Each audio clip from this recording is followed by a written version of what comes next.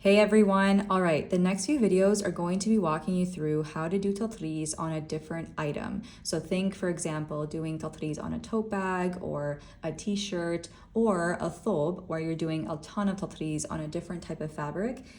The way that we typically will do that, and there's a variety of ways to do that, but there's one way that most people will do, which is using waste canvas.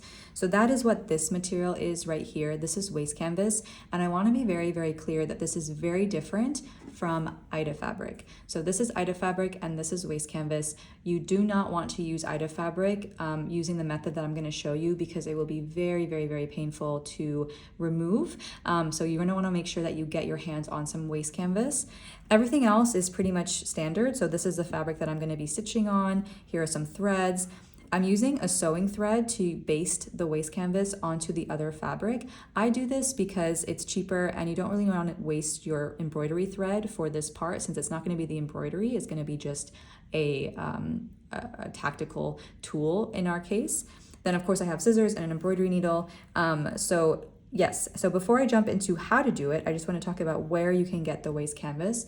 So waste canvas, if you are based in the US or Canada, it is sold sometimes at a Michael's or Joann's or other craft store.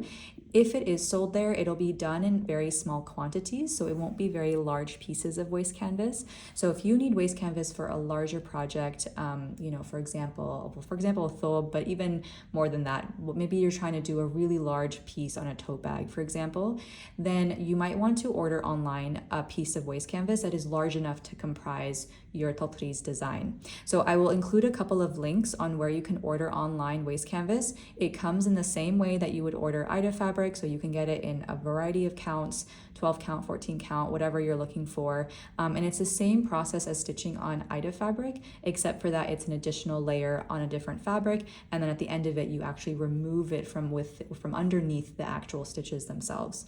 So now that we have a sense of the materials that we're going to be using, I'll jump into how to actually do it.